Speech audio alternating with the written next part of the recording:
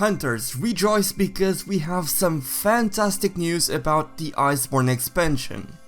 Capcom and the Monster Hunter team have been listening to us and they are finally going to give us what we have been asking for such a long time. So as many of you would know, Monster Hunter World is my favorite game of all time.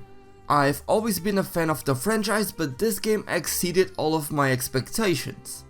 However, I do have to admit some of the game's flaws. The game isn't perfect by any means, and as such, myself and many other players would like to see some things changed in the upcoming Iceborne expansion. And one thing that was certainly requested a lot by fans of the game is being able to get layered sets for all of the armor sets present in the game.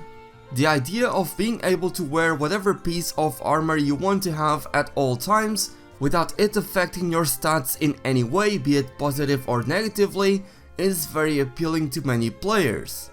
After all, once you get to the endgame, people start looking pretty much the same, as most players will be using the same type of build. So a system like that would allow players to express themselves and create some amazing fashion hunting sets. And well, Capcom has finally heard us, as the Monster Hunter team is going to add layered armor sets for all of the available armor sets in the game with the Iceborne expansion. So if you like the look of, say, the Puke armor set, but you want to have the skills of the Odogaron armor set, you will be able to apply the layered Puke armor set on top of the Odogaron armor set. That is just fantastic. Unfortunately though, we don't have many details about how this system is going to work. If I were to guess, there are going to be rare materials from stronger versions of the monsters we are going to fight in Iceborne, and you will have to deliver some of those materials in order to craft those layered sets. Or perhaps it has to do with the treasures that are mentioned in the trophy list for the Iceborne expansion. Either way, this is all very exciting, as is the next topic that I want to talk about, which was also a very heavily requested feature.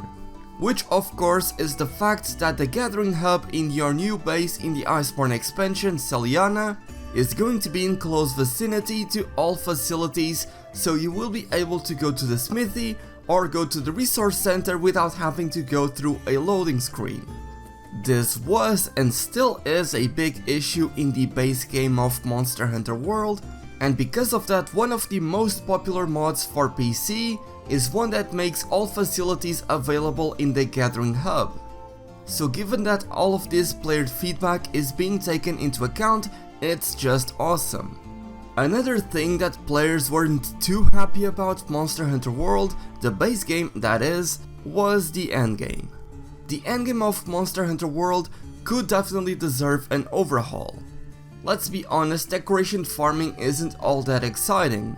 Sure, arch-tempered monsters were added and they were a fun challenge to fight against for a while, but once you do them a few times, maybe 3-4 times, you get enough tickets to craft everything you get from them, and there is no reason to return to fight against them unless you are a speedrunner yourself. And of course, speedrunners only represent a very small portion of the community.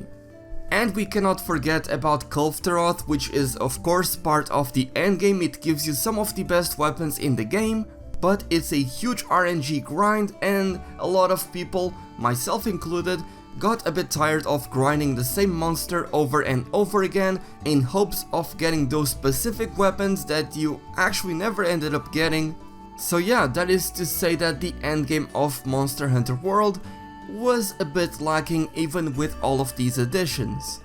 Thankfully, it seems it's being revamped in quite a big way in the Iceborne expansion. Now of course, we don't know much about the endgame of Iceborne, but we do have the PlayStation trophy list, and that tells us of a trophy that specifically talks about hunting 30 different variants. And currently we only know of 2 monster variants that are going to be available in Iceborne. Those being the Shrieking Legiana and the variant of an Elder Dragon that is already present in the game, and I won't be talking about because I don't want to spoil that for some people. I have made a video talking about that and the rest of the PlayStation trophies, so if you want to watch that, The link to it will be in the description, or you can watch it by pressing the eye icon on screen. But yeah, given that we have a trophy for hunting 30 variants, I am assuming that we are getting many more variants than just 2. Because, you know, that would be pretty terrible. It would be very repetitive to hunt the same 2 monsters over and over again just to get that trophy. So with that being said, let's suppose that we are getting 10 monster variants. And let's suppose that half of them are going to be Elder Dragons. Maybe these will act like the tempered monsters of Monster Hunter World, where you farm them to get decorations, but tempered monsters only have more health and do more damage, whereas monster variants have a totally different behavior and provide you with a different hunting experience than the regular counterparts. But again, we don't have the endgame clearly defined at this point, but this is what it seems like it's going to be. Another very important thing that I should point out in regards to Capcom and the Monster Hunter team listening to fan feedback is in regards to elemental damage and raw damage. As most of you would know, in Monster Hunter World, you don't really use elemental damage all that much. That is because it was severely nerfed compared to some of the previous games. I'm not really sure what the catalyst was for this decision, but it led to a lot of people just using raw weapons and never touching any of the elemental weapons, save for a few select weapon types, such as the bow or the dual blades, which of course you should always use elemental weapons in that case. However, in the Iceborne expansion, things will get changed. So much so that there is going to be now a 6th level of elemental attack, and it seems as though the elemental attack cap that is in place right now in the base game of Monster Hunter World is going to be removed in the Iceborne expansion, and elemental damage as a whole is going to be buffed across the board. This may lead to some very big changes in the metagame, and that is something that I am very much looking forward to, because that means there is going to be a lot more variety in the endgame.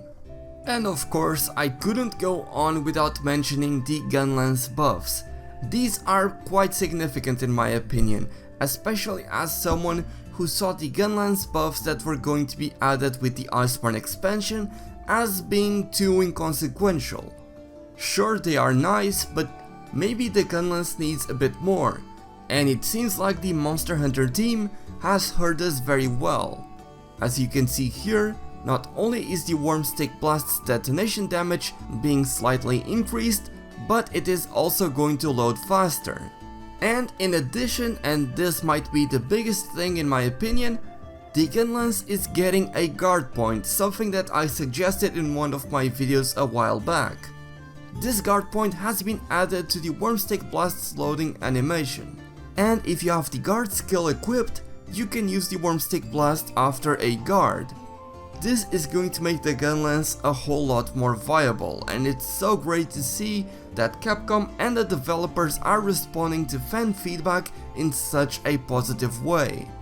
Not to mention that thing I talked about in a previous video where the community manager Sox posted on Twitter asking us what were our favorite weapon designs in Monster Hunter World, presumably to get better weapon designs for the Iceborne expansion.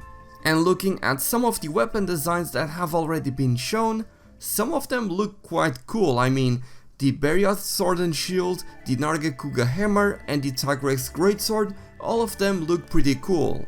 So let's hope that the rest of the weapons look that way, and that we leave the boring designs in the base game of Monster Hunter World. With this video specifically, I wanted to highlight just how much the Monster Hunter all appreciate and enjoy. I have seen a lot of people talking about how Iceborne is going to be filled with reskins and about their fans. It's pretty clear that they are passionate about what they are working on, and that they want to give us a product that with reskins, and how the developers are lazy this and that and the other, and honestly, I just want to show everyone just how much the developers are doing for us. Not to mention that we are going to be getting free title updates that are going to add new monsters and most likely features that we can't even fathom at this point.